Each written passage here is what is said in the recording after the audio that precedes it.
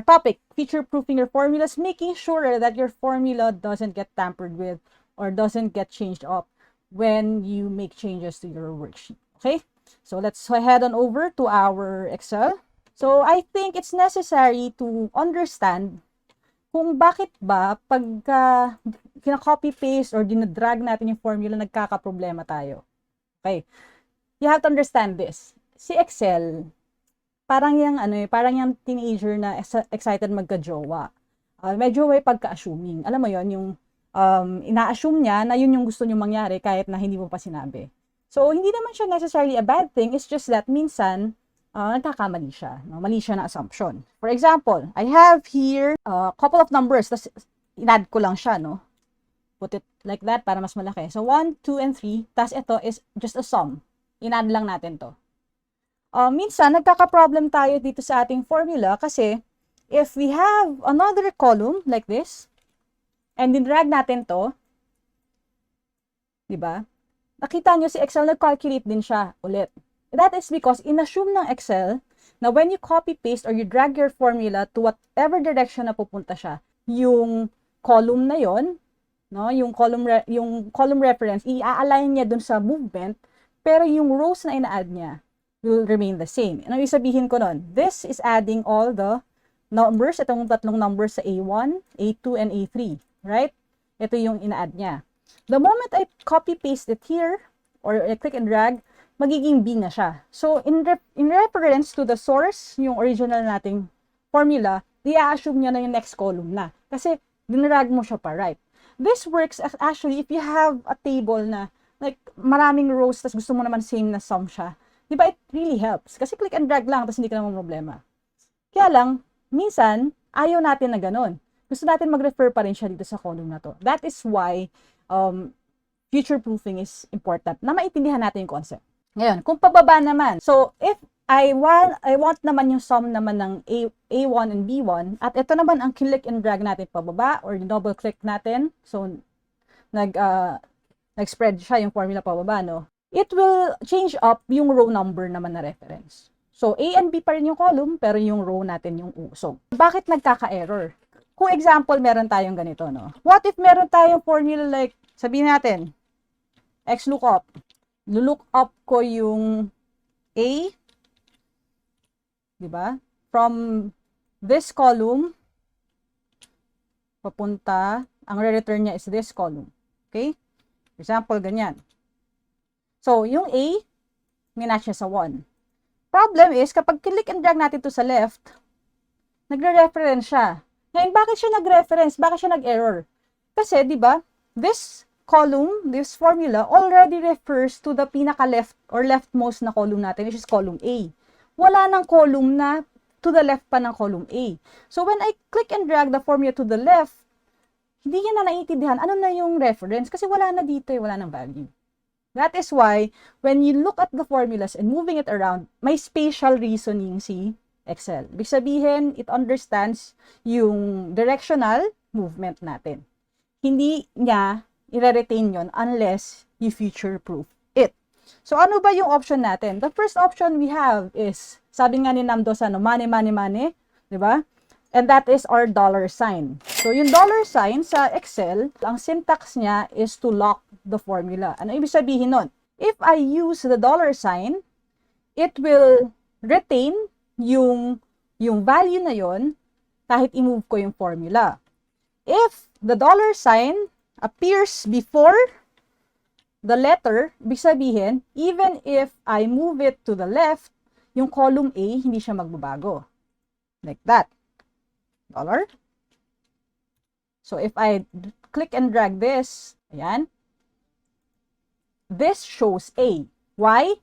Because yung first part natin, which is yung hinahanapan niya, hindi siya nag-reference kasi nasa column A. Pero ito, yung hindi natin nalagyan ng dollar sign, kanina B to, di ba? Ito yung pinupull niya, ngayon A na, kasi nag-adjust siya to the left. So, that is the concept, or that is the logic behind the dollar sign. Paano naman pag rows yung gusto natin i-lock? Gusto ko, dito, hindi 0 lalabas. Kasi ito 0 walang value. Ito pa rin yung lalabas na value. I will lock naman, I will put the dollar sign before the number. Kasi yung number ang ating row. Okay? So, like that. If I drag this, it will also show 2. Kasi, hindi siya nag-assume na kailangan siyang i-move, na-retain yung dollar niya, yung row. So, 1 pa rin. Another way to do this is if and if only. If naman, gusto mo lang i-move yung formula pero nagmamadali ka tapos hindi mo naman na kailangan talagang gamitin ng dollar sign. Gusto mo lang exactly, ganun pa rin siya mag-move. You can actually control X, which is cut, and paste, control V. Nakita nyo, hindi siya nag-adjust. That is because when we use the cut function, as is niyang nililift, as is niyang pinipaste, walang adjustment sa ating reference. Kahit i-move ko siya ng malayo, hindi siya gagalaw. Basta, control X ang pinindot ko or cut. One more option that we have is naming the range. If we name the range, kahit na i-move natin siya, kahit i-drag natin, hindi siya magbabago. Let's rename this cell. So, we have 2 ways to name the cell, which means na define mo yung name niya. Imbis na A1 lang, you add another name reference for it. So, you can right-click actually and select define name. So, that's one way to do it. Another way to do it is to click itong ating name box here and just key it in. So, for example, I type 1. So, ito yung cell na pangalan niya is cell 1. Ito ang cell niya is 2. Kailangan ng space. Tapos, hindi siya combination of letters and number para mag-work yung naming, ha? Kasi, if it's a combination of letters and numbers side by side, hindi siya mag-work kasi it will understand na it's somewhere apart ng ating grid. If instead of sum, A1, B1, I will key in sum of 1 and 2, yung names niya, and I press enter, yan, even if I click and drag it, you can see it's still referring to that name range. Okay, so that's another option. Now, this named range will also work if you have a range. For example, so itong tatlo, i-name ko siya as letters. This tatlo, i-rename ko siya as numbers.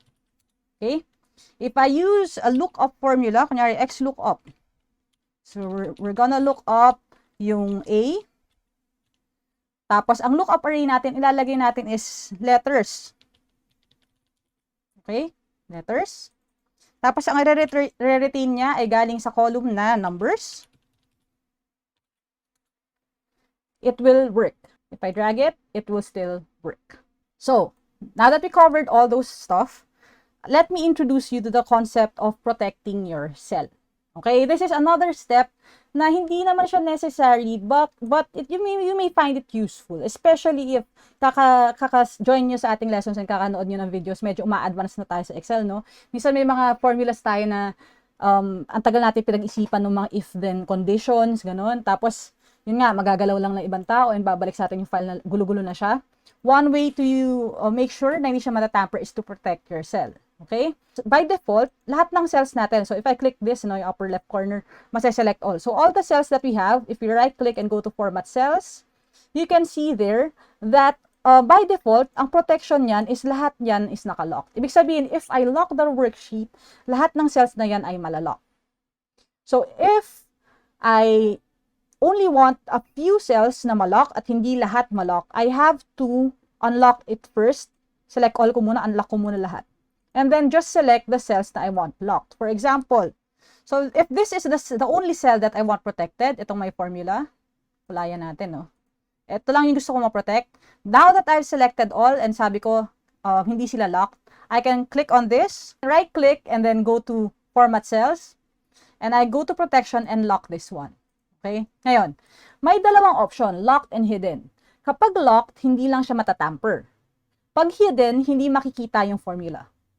So, you can hide it. Okay? Pero kung wala ka itatago, hindi mo kailangan itago. Okay?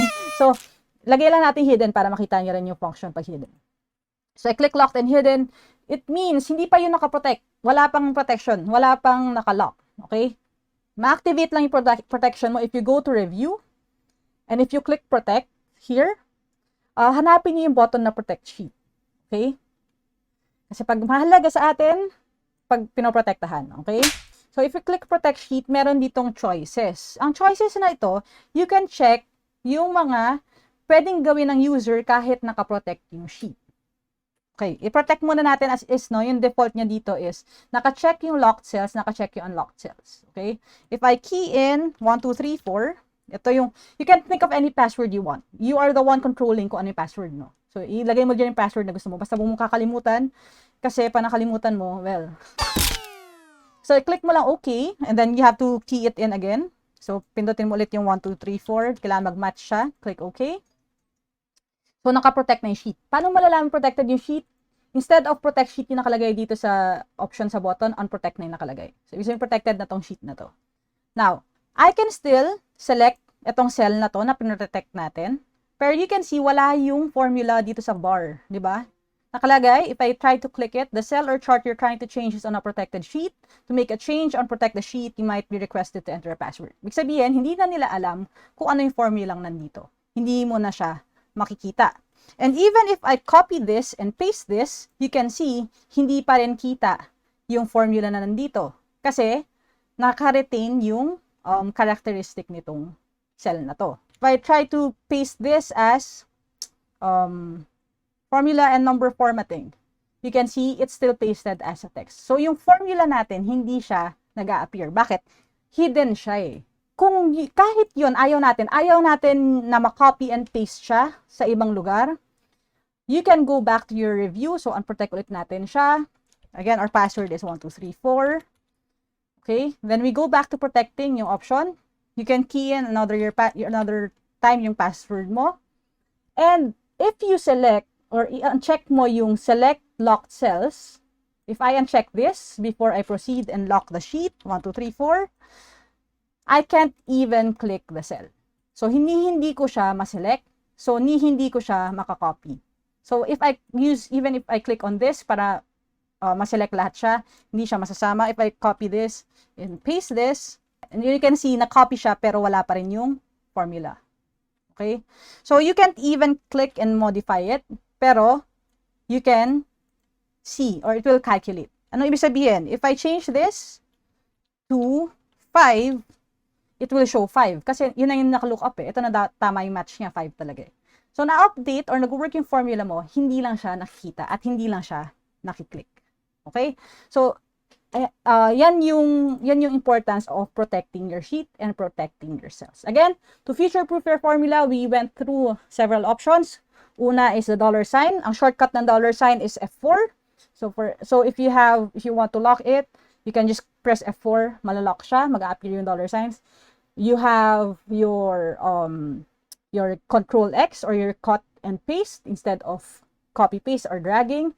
And we also discussed naming your ranges and using the names kapag gumagawa ng formula para hindi siya na-affect pag nagda-drag. And the last option we have is protecting your cells. So yan yung ating options. Yan yung ating discussion for tonight. I hope you learned something. I have other supplementary discussions of this. Nasa TikTok nga lang sila, pero mahirap kasi mag-scroll sa TikTok at maghanap. That's why I wanted to make this lesson for you guys and make it like concise and ipagsama-samahin natin silang lahat. Please let me know if you have any questions. I posted the link to the playlist ng Excel lessons sa description naman ng videos natin. You can check it out.